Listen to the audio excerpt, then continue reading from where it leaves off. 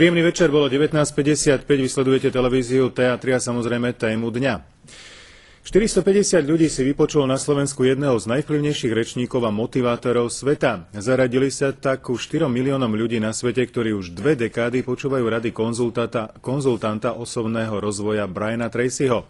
Exkluzívny rozhovor o pravidlách úspechu s Brianom Tracym pripravila Andrea Vatkerty. Je niečo také ako výnimočný úspech a priemerný úspech? Každý z nás začína od nuly. Nikto neštartuje v živote s prívlastkom úspešný. Všetci sa šplháme po rebríku stále vyššie za svojimi cieľmi. Niektorí ľudia v tejto snahe vytrvajú celý život, iných to prestane baviť a nepracujú na sebe a svojich cieľoch. Jednoducho sa zastavia. Neexistujú však žiadne obmedzenia v tom, čo môžeme dosiahnuť. Je len na nás, koľko sa budeme snažiť a ako porastieme. Je nejaký špeciálny moment alebo okamih v živote človeka, kedy sa sám rozhodne, kým vlastne chce byť? Jedným z najdôležitejších momentov v mojom živote bolo zistenie, aké dôležité je stanoviť si životné ciele a jasné plány, ako ich dosiahnuť. Každý deň na svojom cieli pracujete a už len samotný fakt, že máte jasno v tom, o čo sa denne snažíte, zvýši pravdepodobnosť vášho úspechu 10-násobne. A takisto musíte tej myšlienke aj veriť.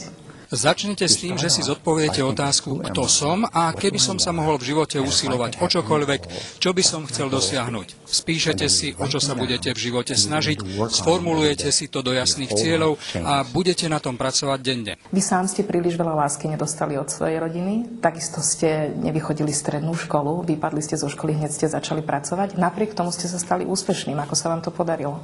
Well, this is a great question. Výborná otázka. Do určitého veku vás rodičia kontrolujú. Ako sa blížite k 18-ke, začnete robiť svoje vlastné rozhodnutia a preberáte zodpovednosť za to, či budete žiť úspešný a dobrý život. Ak sa zhostíte tejto zodpovednosti, navigujete svoj život. Ak ju nepreberiete, aj ako dospelí sa necháte unášať životom a bude ho kontrolovať niekto iný, nie vy. Čo bola najťažšia práca, ktorú ste vykonávali vo svojom živote?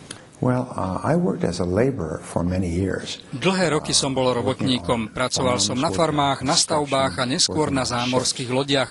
Bola to ťažká manuálna práca. Keď som sa však stal podomovým predajcom, robil som ešte viac. Začínal som ráno o 8:00 a končil večer o 9:00. Klopal som denne ľuďom na dvere a predával som. Našťastie vždy som rád veľa pracoval a to je kľúč k úspechu. Úspešní ľudia majú radi ťažkú prácu, priemerní ľudia sa jej snažia vyhnúť.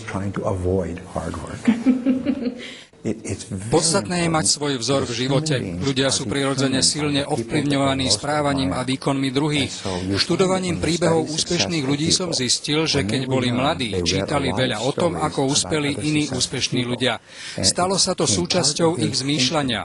Nasali, ako úspešní ľudia vystupujú, ako pracujú, je to ako magnet. Chceli byť viac, chceli dokázať viac v živote. Ako bojovať s lenivosťou? Zoberte si pravidlo 20/80. 20% ľudí si užíva úspech a výzvy, spodných 80% sa snaží prežiť. Je to pravda na celom svete. 20% populácie vie, že musí veľa a ťažko pracovať, aby dosiahli úspech. Pracujú priemerne 6 dní v týždni. Neúspešní ľudia sa neučia celý život. Pracujú maximum 5 dní v týždni a premrhajú 50% svojho času činnosťami, ktoré nepomáhajú im ani ostatným. Ak sa chcete dostať k tým 20% úspešných ľudí, musíte jednoducho robiť to, čo oni, a potom dosiahnete výsledky, ktoré majú úspešní ľudia.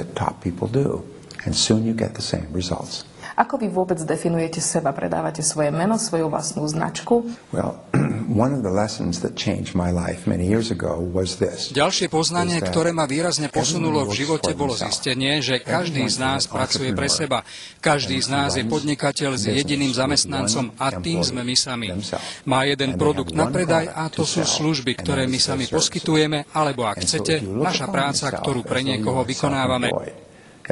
Ak sa na seba pozriete ako na šéfa svojho biznisu, vašou úlohou je poskytnúť čo najkvalitnejšiu prácu za čo najlepšiu cenu. Znamená to, že neustále musíte zlepšovať svoje poskytované služby, svoju prácu, aby ste dosahovali stále vyššiu hodnotu. Toto je spôsob zmýšľania úspešných